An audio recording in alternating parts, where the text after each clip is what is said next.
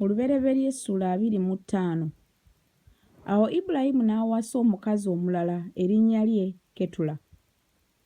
Naye n'amuzaalira Zimulaani ne Yokusaani ne Medani ne Midiyaani ne Isubaki ne Suwa. Yokusaani n'azaala Seeba ne Dedani.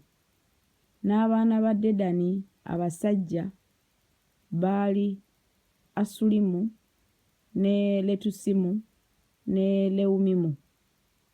N'abaana ba Midiyaani abasajja Efa ne Eferi ne Kanoki ne Abida ne Eruda. Abo bonna abaana ba Ketula. Olwokutaano, Ibulayimu n'awa Isaaka byonna bye yalina. Naye abaana abasajja abaabazaana Ibulayimu be yalina, Ibulayimu n'abawa bo ebirabo, n'abasindika okuva eri Isaaka omwana we bwe yali ng'akyali mulamu, bagende ebuvanjuba mu nsi ey'ebuvanjuba.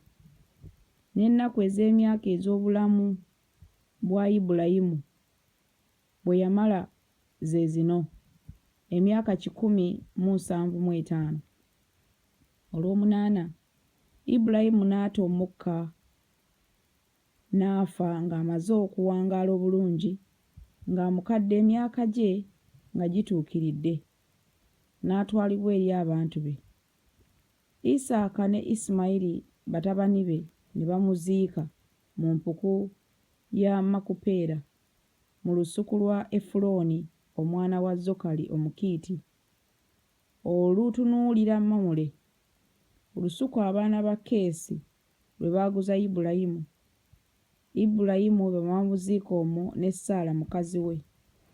Awo olwatuuka, Ibulayimu ng'amaze okufa, Katonda n'awa Isaaka omwana we omukisa.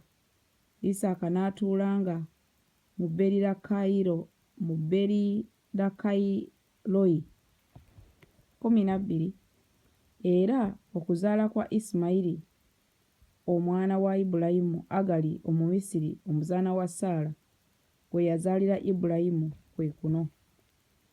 N'abaana ba Isimayiri amannya gaabwe nga bwe gali, nga bwe baazaalibwa, amannya gaabwe ge gano: omubereberye wa Isimayiri ne Bayoosi ne Kedali ne Adubeeri ne Mibusamu 14, ne Misuma ne Duma ne Masa, Kadadi ne Teema, Yetuli, Nafisi ne Kedema. Abo be baana ba Isimayiri, era ge mannya gaabwe ng'ebyalo byabwe bwe byali, era nga bwe baakuba eweema zaabwe. Abalangira 12 ng'amawanga gaabwe bwe gaali. N'emyaka gya Isimayiri gye yamala emyaka 137. N'ata omukka n'afa, n'atwalibwa eri abantu be. Ne batuula okuva mu Kavira okutuuka ku Suuli, ekitunuulira Misiri ng'ogenda e Bwasuuli. Yatuulanga mu maaso g'abaganda be bonna 19. N'okuzaala kwa Isaaka omwana wa Ibulayimu kwe kuno. Ibulayimu yazaala Isaaka, era Isaaka yali yakamaze emyaka 40 bwe yawasa Lebbeeka omwana wa Besweri Omusuuli owa Padanalamu, mwannyina Labani Omusuuli okuba mukazi we. Isaaka ne yeegayirira Mukama mukazi we kubanga yali mugumba. Mukama n'awulira okwegayirira kwe, ne Lebbeeka mukazi we n'aba olubuto. Abaana ne bawakanira munda ye, n'ayogera nti bwe kiri bwe kityo kyenva mbeera omulamu kiki? N'agenda okubuuza Mukama. Mukama n'amugamba nti amawanga 2 gali mu lubuto lwo, n'ebika 2 biryawukana n'okuva mu byenda byo, n'eggwanga erimu linaasinganga eggwanga eddala amaanyi. n'omukulu anaaweerezanga omuto. 24. Awo ennaku bwe zaatuukirira okuzaala, laba ne baba abalongo mu lubuto lwe, n'omubereberye n'avaamu nga mumyufu, omubiri gwe gwonna nga gufaanana ekyambalo eky'ebyoya. Ne bamutuuma erinnya lya Esawu. Muganda we n'amuddirira, n'avaamu omukono gwe nga gukutte ekisinziiro kya Esawu, n'erinnya lye ne bamutuuma Yakobo. Era Isaaka yali yakamaze emyaka 60 mukazi we bwe yabazaala.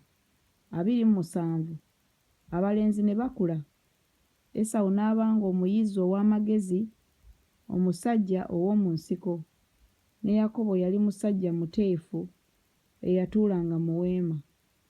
Era Isaaka n'ayagala Esawu kubanga yalyanga ku muyiggo gwe, ne Lebbeeka n'ayagala Yakobo. Yakobo n'afumba omugoyo. Esawu n'ayingira ng'avudde mu nsiko ng'akooye nga talina maanyi. Olwasatu Esawu n'agamba Yakobo nti, ndiisa akwegayiridde omugoyo ogwo omumyufu, kubanga sirina maanyi. Erinnya lye kyeryava liyitibwa Edomu. Yakobo n'ayogera nti, nguza leero eby'obukulu bwo. Esawu n'ayogera nti, laba, mbulako katono okufa, n'eby'obukulu biringassa bitya? Yakobo n'amugamba nti, ndayirira leero. N'amulayirira. N'aguza Yakobo eby'obukulu bwe. 34. Yakobo n'awa Esawu emmere n'omugoyo ogw'ebijanjaalo. N'alya n'anywa, n'agolokoka ne yeegendera. Bw'atyo Esawu n'anyooma eby'obukulu bwe.